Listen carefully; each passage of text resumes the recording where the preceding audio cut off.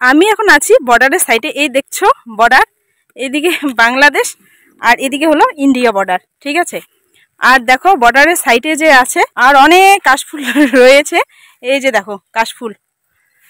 তো একটু দাঁড়াইলাম, আর অনেকটা রৌদ্র পড়েছে। এতটা দূর থেকে এসেও আর 0 পয়েন্টে ঢুকতে দিল না, যেটা মেন বাংলাদেশ বর্ডার।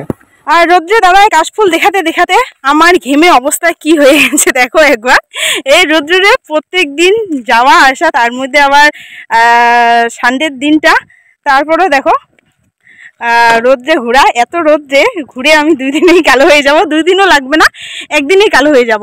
আর যাহাতক আমাদের শখ কোথাও যাওয়ার পথে এখানে দাঁড়িয়ে একটু ছবি তোলা, এখানে দাঁড়িয়ে একটু রিলস ভিডিও করা, এটাই তো আর কি বলবো। আর তো গাইস দেখো বর্ডার, এটা হচ্ছে 0 পয়েন্টের আগে।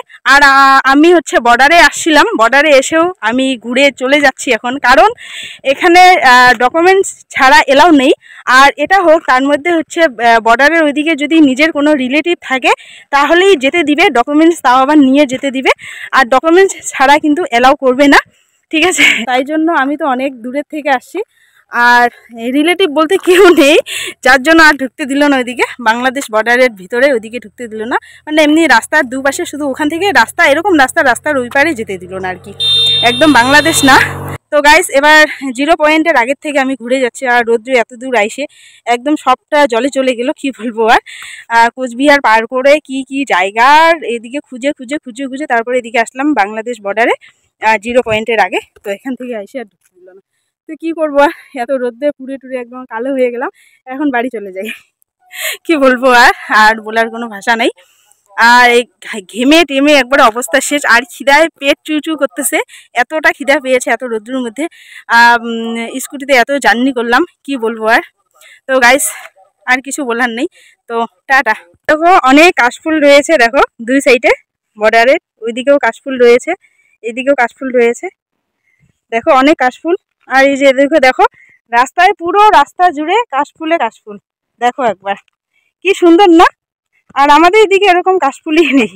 তো গাইস আগের থেকে কত প্ল্যান করে আসলাম বর্ডারে গিয়ে একবার ভিডিওটা স্টার্ট করব, তাই জন্য আমরা ব্লগ করি নেই, ঠিক আছে।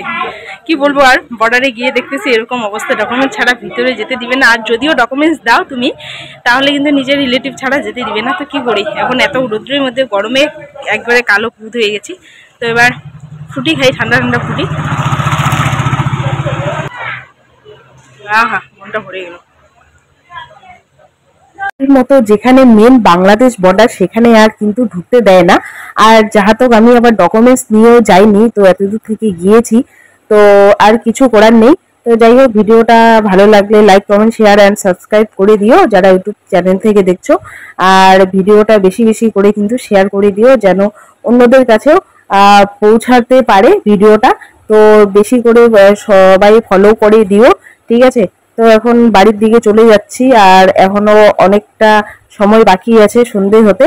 তো সন্ধ্যের আগে বাড়ি ফেরাই ভালো, সব থেকে সেফটি। তো গাইস টাটা।